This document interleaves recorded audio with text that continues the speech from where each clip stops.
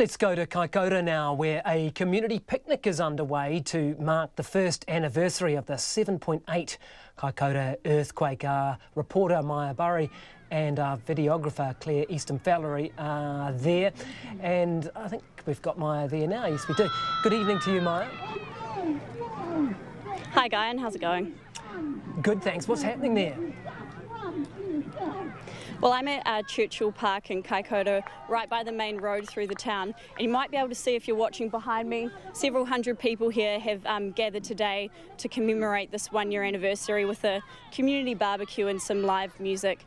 Safe to say this event 1 year on is still very fresh in people's minds. It caused billions of dollars of damage, and speaking to people today, people who lost their homes, people whose businesses have suffered, stories of survival really. And one of those people that we spoke to today is Miriam Guthrie, and here's some more of her story. So this is I'm moving out of at the moment, so it's pretty empty now. I had all the big stuff taken out yesterday. So this was all the downstairs living, and then upstairs. Miriam Guthrie is packing up all of her belongings inside this Kaikoura rental property. She has been given notice by her landlord to leave the home and has until this Friday to move out. 1 year on from the earthquake that devastated the seaside town, many surviving homes have been rented out to construction workers who are fixing the badly quake-damaged State Highway 1.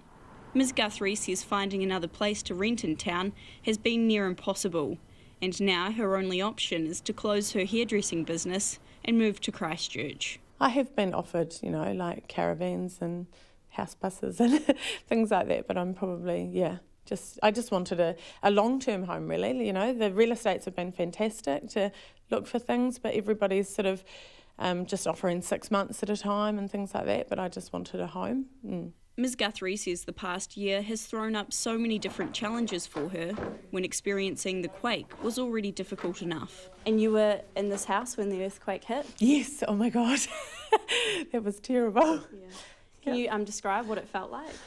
No, not now.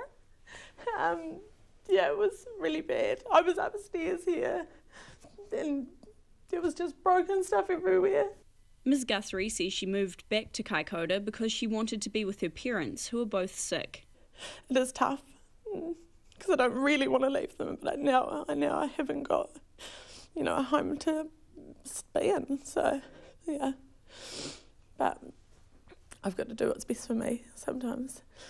Yeah. And kind of Christchurch is looking like the best option unless a great house comes up in the next month or two. In the Huranui, Kaikoura and Marlborough districts, more than 120 buildings were red-stickered because of the damage. The small Huranui district township of Waio, with a population of around 300 people, has the greatest concentration of those damaged homes. So this is the back door, and right there was a chimney. And Waio resident Kim Smith is showing me around her partner's red-stickered home. Ms Smith says when the quake hit, part of the ceiling gave in, the chimneys toppled down, and the house was shunted off its foundations. She says they are trying to repair the house, but because it has asbestos, getting people in to help has been difficult. Just waiting, it's like snail trail. No one seems to want to come round and have anything to do with us because of the asbestos. So we're sort of being left to our own devices, which has been really hard. I asked Kim to show me where she and her partner have been living for the last year while they wait for the house to get fixed. Yeah, we've been living in the bus, which is down here. You just watch your step. She leads me to a blue and white bus at the back of the property. It's cold and shady here, but Ms Smith says they have to be as far away from the asbestos as possible. Inside the bus, it is tiny and cramped. Ms Smith has to duck her head to move around. A mattress is squeezed into the back end of the bus, and in the front there is only room for a small stove cooker.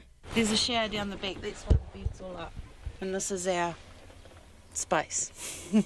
Horrible, a whole year. And what was winter like in here? Freezing, damp, wet, over it. And this is our home for a whole year, yeah.